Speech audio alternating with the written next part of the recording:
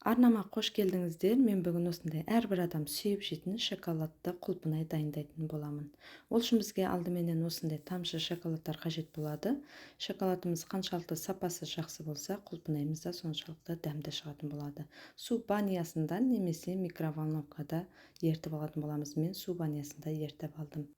Енді құлпынайларымызды салқын суға жақсылап жуып, құрғақ салфеткаменен ешқандай су қалмайтындай етіп сүртіп алып, 20-30 минутқа мұздатқышқа емес тоңазытқышқа салып қоятын боламыз. Сол кезде құлпынайларымыз салқын болып, шоколадтарымыз қалың, әдемі бір келкі болып жабысатын болады. Бізге осындай таяқшалардың көмегі қажет болады. Таяқшаларды қыстырып, жапырақтарын төмен қаратып, шоколадтарымызға айналдыра отырып малып алатын боламыз.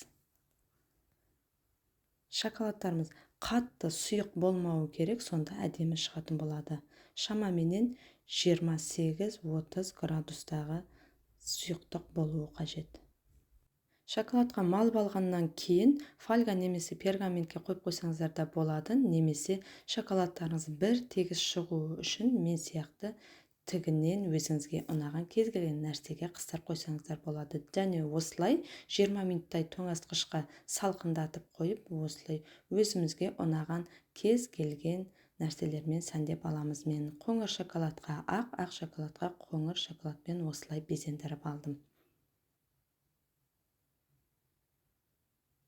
Үстіне өзіңізге ұнаған кез келген нәрсе сепсеңіздер де болады. Кокос қырындысы немесе мен жаңғақ үгітіп салдым. Дәл осылай барлығын жасап алғаннан кейін шоколадын жақсы ұстау үшін, қату үшін 1-2 сағатқа тоңазытқышқа жіберетін боламыз.